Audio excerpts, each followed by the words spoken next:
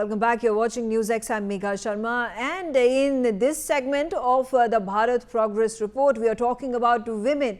We're talking about the achievements that they have taken, the monumental steps, the leaps and bounds by which they are growing in our country, the number of schemes and initiatives that have been undertaken by the government of India to push for their progress, for their prosperity. Let's quickly take a look at the top 7 achievements, the big developments and highlights with regards to women development and women empowerment in our country. Point number 95, there were 17 women cadets who graduated for the first time from the NDA. In fact, point number 2, which is the second biggest achievement that we are at this point of time enumerating, that is point 96, the Sub-Lieutenant Asta Punia became Indian Navy's first maritime fighter pilots. Let's discuss this. I'm opening up with this conversation. Squadron leader Deepthi Kala, she is the former Indian Air Force officer.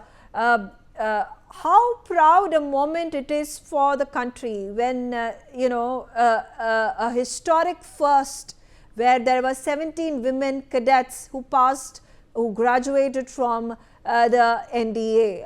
How big an achievement it is, and I do want to mention, I I cannot skip this, and highlight the importance of it, that during Operation Sindoor, the military operation, the day-by-day developments, the press briefings that were being given were being heralded by Wing Commander Vyomika Singh and Colonel Sophia Qureshi. That goes on to show the narrative that the government of India wants to build, alongside the hard work that it has been doing in supporting women and allowing them to achieve milestones and break the glass ceilings. Indeed, Megha, first of all, thank you for having me. And the kind of pleasure, the kind of proud, the kind of achievement I feel as a woman individually being a part of the military services, I think it's one of the best achievements that we have had in terms of the battleground, if we talk about, or if we talk about the military parlance as such for 2025. In fact, we shall not forget to mention our 2 women officers of the Indian Navy who circumnavigated the globe also this year itself in the month of May. So the kind of achievements I have seen, Megha, personally, I was part of the India's first all-women contingent on the 26th January parade in 2015. So I clearly remember that particular year, it's been 10 years, the kind of empowerment all of us felt, when I would talk to the family and all the girls out there, the kind of inspiration they had or they get from such news.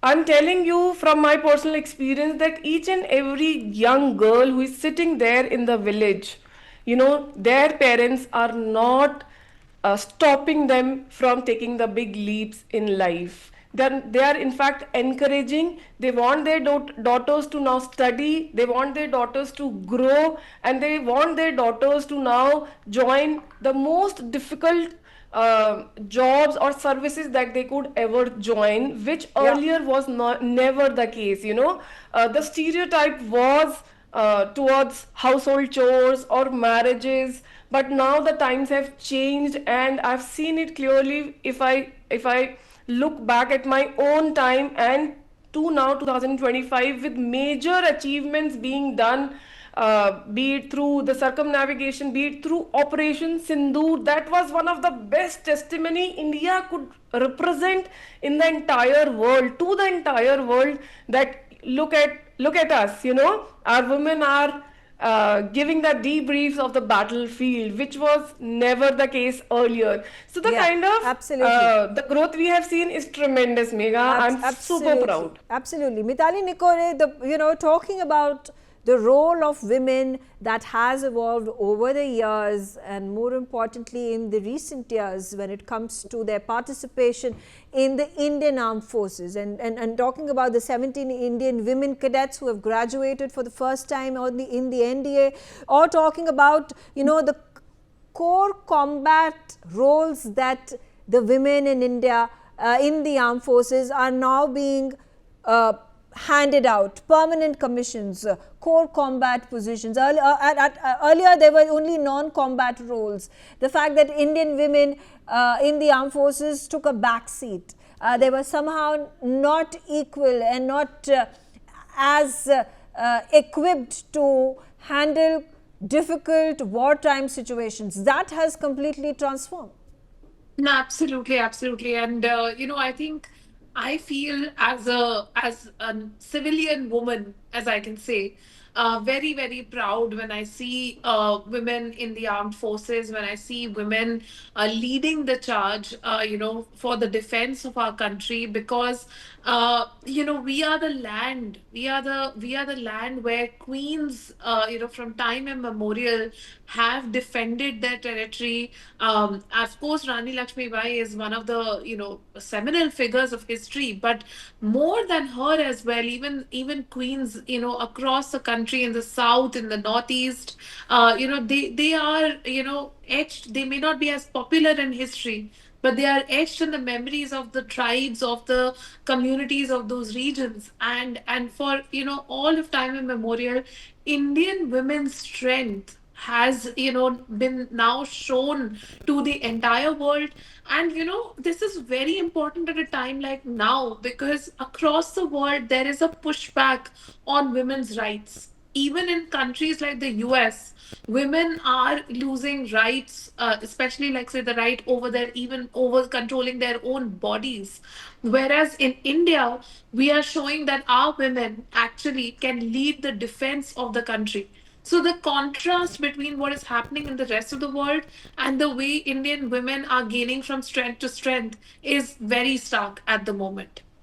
All right, I'm going to focus now on our next big achievement, point number 97. There were 75,935 recognized startups that included at least one woman director.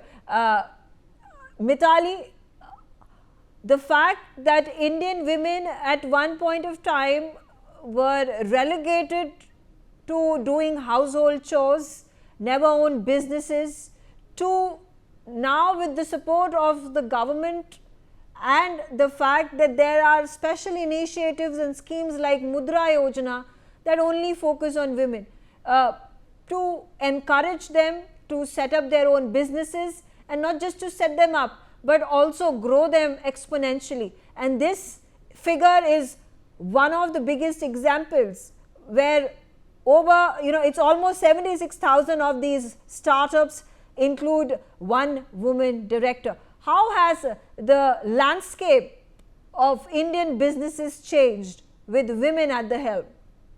No, so absolutely. I think what is very critical is to understand that India actually is leading the world in terms of a very important legal and regulatory norm. One very important regulation, which is that India mandates every company to have at least one woman director on the board. So, because of this, our representation of women on boards has increased from 1% in 2001 to almost 30% today, which is the number that you're speaking about. And of course, in startups, this is even higher, because startups are complying with this regulation right from the inception, whereas legacy companies obviously have to bring in changes to the board in a slower period of time. So startups even actually begin with having one woman on the board, and this itself is providing such a big fillip to industry leaders. It's providing such a big opportunity for mid-career women as well, who can train themselves to join company boards, because sometimes they might just require a new challenge, they might require a new position. And mentoring a startup, see, being on the board of a startup means that you are mentoring that startup. So today, when women are joining the boards of these startups, it means that they are amongst the mentors of that startup. And that is very critical, because that means that startups will also cater to women customers. See, it often happens when you have only men in a room, they may not think about what is it that their woman customer requires. They may not tailor their product or service to meet the needs of women customers. So having that woman on the board actually helps, in creating more inclusive products and services in the startup ecosystem. Absolutely. I'm going to move on to point number 98, where Sheila Devi made the country proud. She became the world para archery champion earlier this year. And squadron leader Deepti Kala, the fact that it is a woman, yes, but she's a para athlete. She lost her arm and continued to persevere and strived for that gold, and she became the winner. That's a success story that sets an example for millions and millions of women who want to achieve their dreams, whether it is in the sporting arena or for that matter in business. Indeed, Megha, look at our World Cup team. Look at the World Cup team for the blind. Look at Sheila Devi. So the kind of examples women have been setting, specifically in this year, have been tremendous. They've been exemplary. This is something like any woman now, if she needs inspiration, if she needs to look up to somebody for that kind of courage to come out of wherever she is and rise and shine. We have lot of examples in front of us, be it military, be it the businesses. In fact, I'm myself right now a business coach, and I see like 98% of my clients are women, and which simply means that they are investing in their own self education and they are building their own startups. And now coming again to the sports that the question was all about. So sports is something, I've been a sports player, I'm a national player myself. So I can tell you, Megha, the kind of zeal, the kind of strength you have to build for it, the kind of mental capacity. Now, you talk from the military front, you talk from the sports front. Earlier we used to say probably women are weaker in terms of mental strength. Probably women are weaker from the physical strength, but now we have enough examples, and we even don't need to counter those pointers because we already have women achieving those things. We have fighter pilots, we have people who are covering the battleground debriefs. We have now women getting selected ranks in the military. Now we have women who've won the World Cup. Now we have women like para athletes who are making it to the gold every time. So Yeah. now I don't think, Megha, there is even a single arena which is now left for women wherein they can still think of that we have not achieved a feat. Absolutely. Absolutely. Moving on to point number 99, there were 1.48 crore women that became Lakpati Didis by the end of 2025. Mithali, what do you have to say about these initiatives, these schemes, these yojanas, whether we talk about Lakpati Didis or we talk about Drone Didis or the Mudra Yojana, Ujjwala Yojana, they have all been, tailor-made to improve the conditions, lives and livelihoods of women, to empower them, and of course not just empower them, and now we are moving at a stage where we want to carry forward women-led development.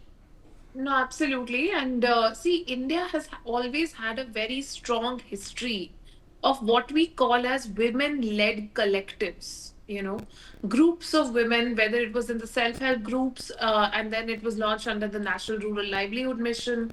What Lakpati Didi does as a scheme is it takes that very strong foundation of women's collectives and the work that they do together in rural areas and adds that digital component to it so that they are not stuck in producing just achars and dupattas and saris, but taking it to that next level and saying we need irrigation in our fields. Does that irrigation have to be done by hand? No, it doesn't. You can bring in drones are the right technology, and why can't we have women steering those drones? So I think with this scheme, India has shown the world in many ways that bridging the gender digital divide can be done through practical training, and this is what the scheme demonstrates. However, I will say this, it is not enough. The amount of money that is allocated for drone didis currently is around 500 crores. It is such an innovative scheme and the uptake has been so good. I really hope that in the next budget, this scheme is expanded to at least 5,000 crores and taken to many more districts. Deepti, let's hear it from you as well with regards to, this remains a dream for lakhs and lakhs of countrymen and women particularly to become lakpatis. And that target has been achieved, because it is not just that a woman becomes a lakpati, that she is earning, she's come in the bracket of earning that amount of money. But I had the opportunity to interact with the number of these cases, these case studies, these women who are now actually the sole bread winners, or the primary breadwinners for their household. So, with certain other schemes that include Mudra Yojana, which also supports in the cause of making women lakpatis. There is another scheme where the houses that are allocated to a household are under the name of a woman, again a measure that empowers women. So women are central to the ecosystem within the family, not just, like I said, relegated to cooking food and rearing children, but the fact that they are now earning the livelihoods and their husbands or fathers or brothers are lagging behind, or working in conjunction with them, because their businesses are spread to such a large level. Yes, Megha, indeed. Here I would like to bring a very important point that we all notice on each and every day basis, and yet we forget to mention it. See, first of all, Indian women are no longer participating. They are shaping the outcomes now. And if I talk about that particular example, that is the domestic house helps that we have, Megha, the class 4 industry that we have. You look at the school didis, you look at the domestic helps, you look at all such areas. It is all the women who have taken the stand for their family. They are feeding the child. Somewhere, sorry to say, but the man is drunk and lying on the roads, but Yeah. it is the woman bloody who's taken the charge of the family and feeding the kids. So if we, it is just for the patriarchal mindset people have been building against women. Otherwise, I think the kind of support, the kind of popularization the government has done for the women, that has actually led to the growth, to the involvement of women, or helping the women to come in the forefront. You look at women now, specifically businesses like related to the farming, the mushroom farming, the saffron farming. These days you look at the these hand embroidery kind of businesses, wherein it is the skills. You would not see men doing it. You would not see very very small percentage of men would be there who are looking after their children and all that. But women not only looking after the children, earning also side by side, looking after the family, looking after her own well-being. So that's why when you have to look at the growth of a nation, don't look at the GDP, look at how the women are rising, how they are standing by it. And I give 100% credit to the kind of popularization through the digital world that has been done by our Prime Minister and by all the people who are involved in this branding of Nari Shakti. It has 100% helped, Megha. Otherwise, people were not thinking about it. Just like the Swachhata Abhiyan, Megha. Swachhata is not something that we needed today. It has been there for years. Women were crying. But then the government took the initiative to popularize it, be it through the movies, film industry, be it through the digitization, be it through the repetition of the media. In fact, you people, the media played a very, very important role in disseminating this message from the tier 1 cities to the last tier of the cities. So I think all kudos to the government, and all kudos to. I'm going to move on to point number 100. The Union Budget 2025 allocated significant 4.49 lakh crore rupees to women schemes. And finally, the last big achievement of year 2025, point number 101, Divya Deshmukh became the FIDE Women's World Cup Championship, which is the World Cup Chess Championship. I'm going to, these are two distinct points. We'll take them one by one. And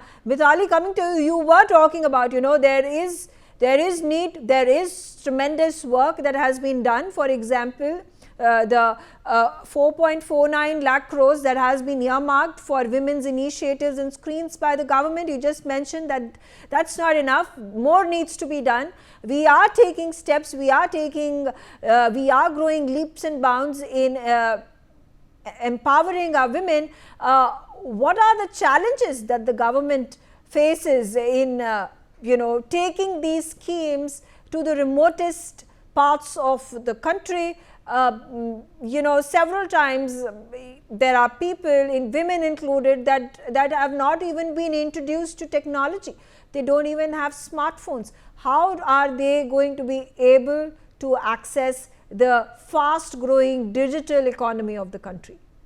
Absolutely, absolutely. You've hit the nail on the head. What we have to focus on, and I really hope that the policymakers are listening, because in the upcoming budget, this is the opportunity to introduce new schemes. In these areas, we really need a complete focus on women's digital literacy and to bridge the gender digital divide. Like you said, they may not even have been introduced to smartphones. Just a few days ago, you may have seen there was a panchayat in a particular state of India that ruled that women would not be allowed to use smartphones in that village, and then after outcry they had to roll it back.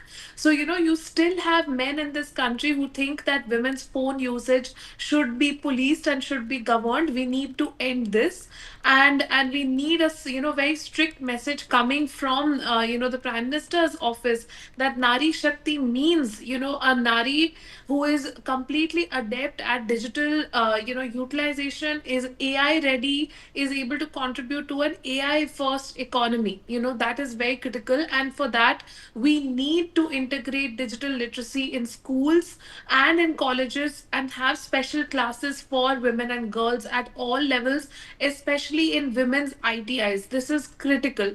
The second area, which is very important for the future, is to invest in the care economy. Like Deepti ji just said, men are not contributing their fair share when it comes to household work. Even now, women put in 5.6 hours of unpaid care work every day, whereas men put in only 30 minutes, as per Government of India data.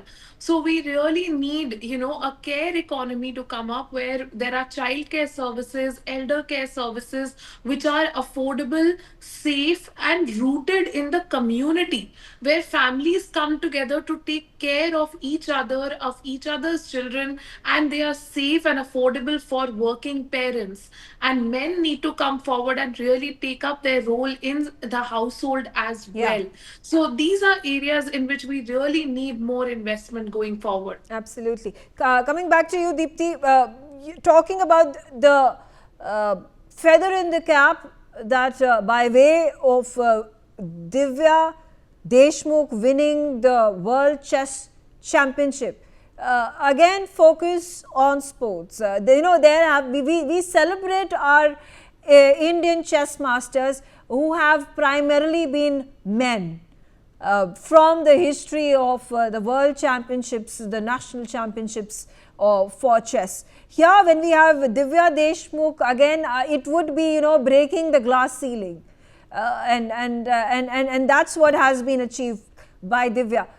Do you think this is an example that has been set for posterity, where women will look at Divya as their role model, and more women training themselves to learn chess and play it at international level? 100% Megha. See, chess is a very intellectually demanding arena, right?